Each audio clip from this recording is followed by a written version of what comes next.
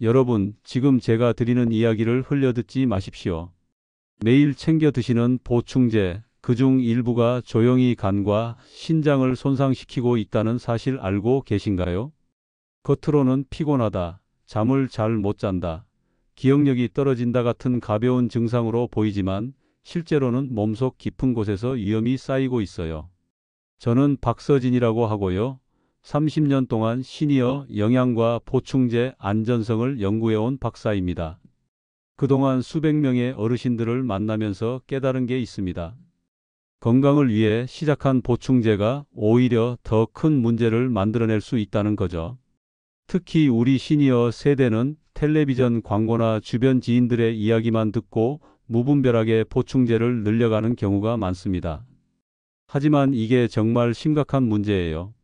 젊은 사람들도 조심해야 하는데 60대 이상이 되면 몸의 대사 능력이 확연히 떨어집니다. 간도 신장도 예전 같지 않죠. 그런데 고용량 보충제를 여러 개 동시에 드시면 어떻게 될까요? 몸이 감당을 못합니다. 오늘은 절대 손대지 말아야 할 보충제 5가지를 정확히 짚어드리겠습니다. 이 5가지는 광고에서는 좋다고 하지만 실제 연구 결과와 현장 사례를 보면 위험천만한 것들이에요. 뇌출혈, 심근경색, 신부전 같은 무서운 병을 부를 수 있거든요. 제가 왜 이렇게 강하게 말씀드리냐면 제 연구실에 찾아오시는 분들 중 절반 이상이 보충제 때문에 건강이 나빠진 경우였기 때문입니다. 정말 안타깝죠. 건강해지려고 돈 들여 산 건데 오히려 몸을 망치는 결과가 되니까요. 혹시 요즘 보충제 때문에 불편을 느끼신 적 있으신가요? 소화가 안 된다거나 더 피곤하다거나 어지럽다거나 하는 증상 말입니다. 그렇다면 오늘 영상이 여러분의 건강을 지켜줄 수 있을 겁니다. 댓글로 여러분의 경험을 나눠주세요. 저는 얼마 전 68세 김영호님 이야기를 들었습니다. 김영호님은 기억력이 떨어지는 게 걱정돼서 텔레비전에서 본 보충제를 하나둘 늘려갔어요. 종합비타민, 오메가3, 칼슘, 은행잎 추출물까지 매일 챙기다 보니 서랍이 약봉지로 가득 찼죠. 하지만 몇 달 뒤부터는 오히려 피곤하고 소화가 안 된다고 호소하셨습니다. 가족들은 그냥 나이 때문이라 여겼어요. 그런데 제가 권유해서 검사를 받아보시니까 과다한 보충제가 간과 신장에 큰 부담을 주고 있더라고요. 간 수치가 정상 범위를 훌쩍 넘었고 신장 기능도 떨어지기 시작했습니다. 김영호님은 깜짝 놀라셨죠.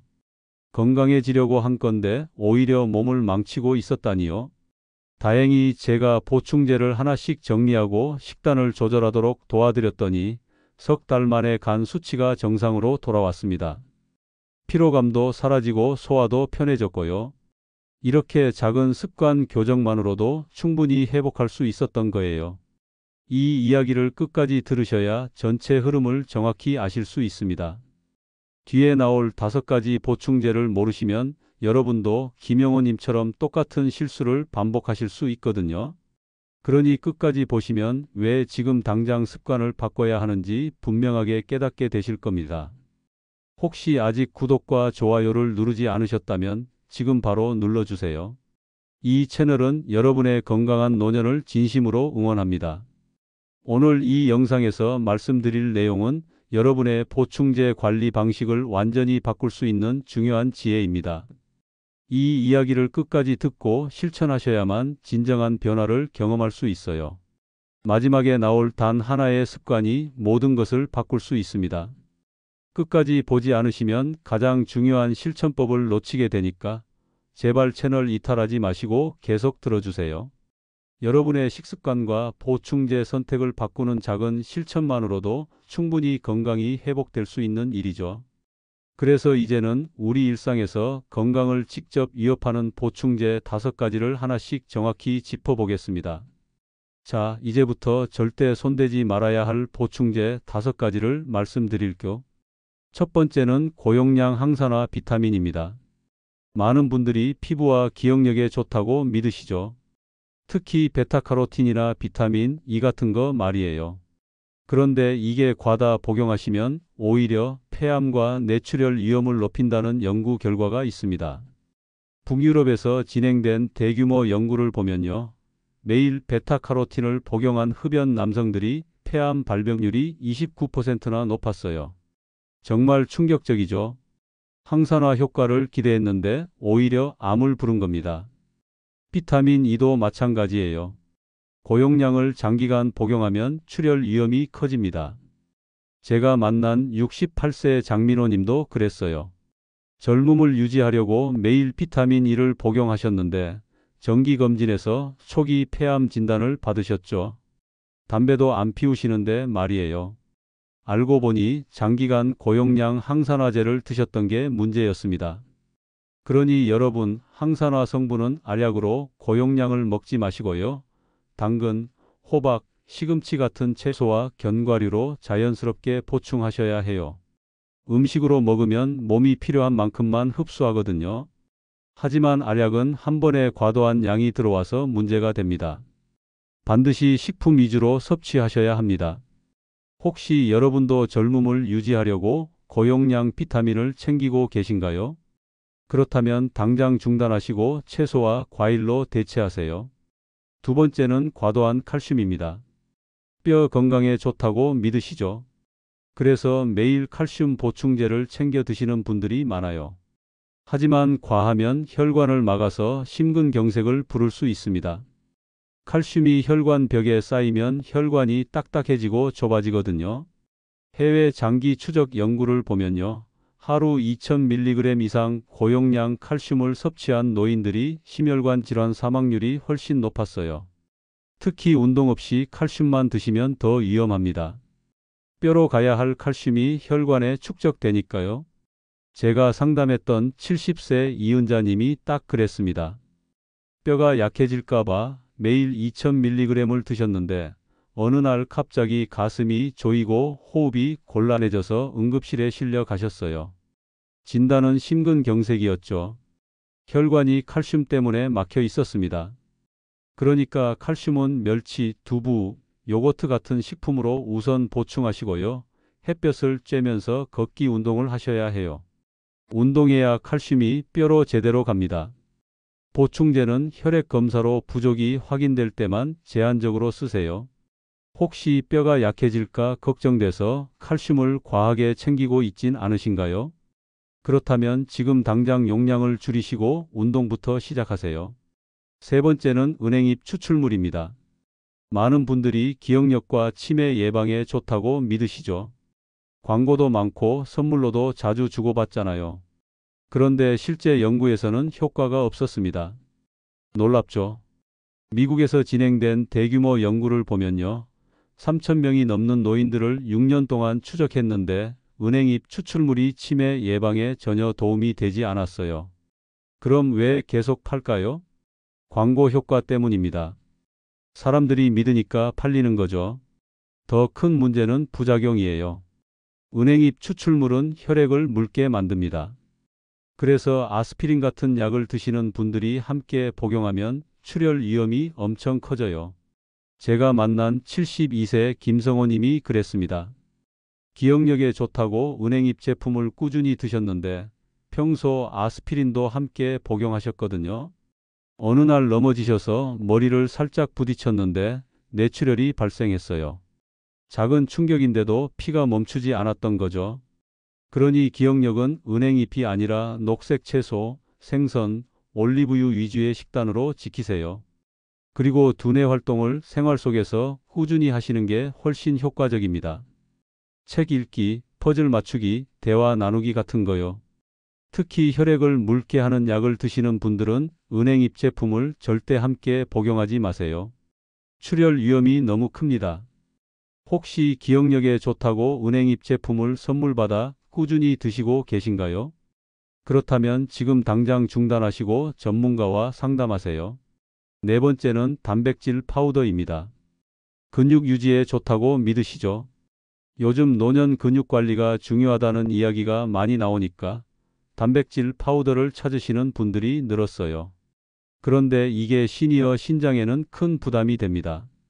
나이가 들면 신장의 단백질 처리 능력이 확연히 떨어져요. 젊을 때는 하루에 100g을 먹어도 문제 없지만 70대가 되면 같은 양을 처리하기 힘듭니다. 그런데 단백질 파우더는 농축된 형태라서 한 번에 많은 양이 들어오거든요. 신장이 감당을 못하는 거죠. 제가 상담했던 75세 황도현 님이 딱 그랬어요. 근육이 약해질까봐 매일 파우더 2스푼을 물에 타서 드셨는데 석 달 만에 신장 기능 저하 진단을 받으셨습니다. 검사 수치가 급격히 나빠졌어요. 파우더를 끊고 식사로만 단백질을 보충하시니까 다시 수치가 회복되더라고요. 그러니 여러분, 단백질은 달걀, 두부, 생선 같은 음식으로 충분히 보충할 수 있어요. 하루 3끼 식사만 제대로 하시면 필요한 양을 다 채울 수 있습니다.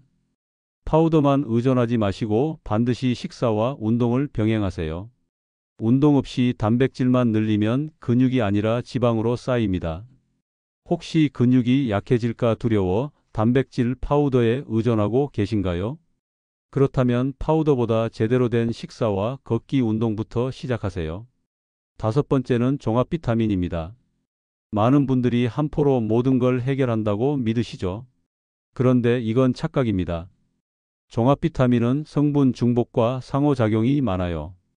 여러 가지가 섞여 있으니까 어떤 성분은 과다하고 어떤 성분은 부족할 수 있거든요. 일부 종합 제품은 고용량 성분이 포함되어 있어서 간 손상이나 출혈 위험을 높입니다. 특히 시니어 분들은 다른 치료약도 함께 드시는 경우가 많잖아요. 고혈압약, 당뇨약, 콜레스테롤약 같은 거요. 그런데 여기에 종합 비타민까지 더하면 상호작용이 복잡해집니다. 제가 만난 65세 최미정 님이 그랬어요. 고혈압 약을 드시는데 종합 비타민을 함께 복용하셨거든요. 몇 달 뒤 검사에서 간 수치가 크게 올라 있었어요. 알고 보니 종합 비타민 안에 들어있던 특정 성분이 고혈압 약과 충돌했던 겁니다. 그러니 종합 비타민보다는 혈액 검사로 부족한 영양소만 필요한 만큼 보충하세요. 예를 들어 비타민 D가 부족하면 비타민 D만, 철분이 부족하면 철분만 따로 챙기는 거예요. 이게 훨씬 안전합니다. 치료약을 드시는 분들은 반드시 상호작용을 확인해야 해요. 혹시 그냥 안심하려고 종합 비타민 한 포를 매일 챙기고 계신가요? 그렇다면 검사부터 받으시고 정말 필요한 영양소만 따로 보충하세요. 이 5가지가 시니어 건강을 무너뜨리는 대표적인 보충제입니다. 고용량 항산화 비타민, 과도한 칼슘, 은행잎 추출물, 단백질 파우더, 종합 비타민이죠. 이것들은 광고에서는 좋다고 하지만 실제로는 여러분의 간과 신장, 혈관을 망칠 수 있어요. 그렇다면 반대로 꼭 필요한 보충제는 무엇일까요? 어떤 경우에만 보충해야 할까요? 이제 그 부분을 정리해 드리겠습니다. 자, 이제부터는 정말 필요한 경우에만 보충해야 하는 6가지 상황을 말씀드릴게요. 무조건 안 먹으라는 게 아니라 필요할 때만 적절하게 쓰라는 겁니다. 첫 번째는 비타민 D입니다. 햇볕을 충분히 못 보시면 노인의 절반 이상이 비타민 D 결핍이에요. 특히 실내 생활이 많으시거나 겨울철에는 더 심하죠. 비타민 D가 부족하면 뼈가 약해지고 면역력도 떨어집니다. 그런데 중요한 건 반드시 검사로 부족이 확인될 때만 보충하셔야 한다는 거예요. 무작정 드시면 안 됩니다. 매일 30분 정도 햇볕을 쬐면서 걷기 운동을 하시고요. 검사에서 수치가 낮게 나오면 그때 보충제를 적정 용량만 사용하세요. 고용량을 장기간 드시면 오히려 신장에 돌이 생길 수 있어요. 혹시 실내 생활이 많아 햇빛을 거의 못 보고 계신가요? 그렇다면 검사부터 받으세요. 두 번째는 비타민 B12입니다. 나이가 들면 음식에서 비타민 B12를 흡수하는 능력이 떨어져요. 위장 기능이 약해지면서 흡수율이 낮아지거든요. 특히 채식 위주로 드시는 분들은 결핍이 더 심합니다. 고기나 생선을 거의 안 드시면 B12가 부족해질 수밖에 없어요. 비타민 B12가 부족하면 손발 저림, 기억력 저하, 빈혈 같은 증상이 나타납니다. 그러니 혈액 검사를 받으시고 부족하다면 소량 보충제를 고려하세요. 너무 많이 드실 필요는 없어요. 필요한 만큼만 보충하면 됩니다. 혹시 손발 저림이나 기억력 저하를 겪고 계신가요? 그렇다면 B12 검사를 받아보세요. 세 번째는 철분입니다. 철분은 빈혈이 있을 때만 필요해요. 빈혈 진단도 없는데 철분제를 드시면 간 손상을 부를 수 있습니다. 철분이 과다하게 쌓이면 간과 심장에 독성을 일으키거든요. 그래서 반드시 검사를 받으시고 철분성 빈혈일 때만 보충하셔야 합니다. 보통 여성 노인들이 빈혈이 많은데 남성은 오히려 철분이 과다한 경우도 있어요. 그러니 성별이나 증상만 보고 판단하지 마시고 정확한 검사 결과를 바탕으로 결정하세요. 혹시 빈혈 진단도 없이 그냥 철분제를 드시고 계신가요? 그렇다면 당장 중단하시고 검사부터 받으세요. 네 번째는 엽산입니다. 엽산은 임신을 준비하는 여성에게 꼭 필요한 영양소예요. 태아의 신경관 결손을 예방하거든요. 하지만 일반 노인에게는 특별히 필요하지 않습니다. 음식으로 충분히 섭취할 수 있거든요. 그러니 임신 전후 시기에만 보충하시고 시니어 분들은 굳이 따로 챙기지 않으셔도 돼요. 녹색 채소나 콩류를 드시면 엽산은 충분히 보충됩니다. 가족 중 임신을 준비하는 분이 계신가요?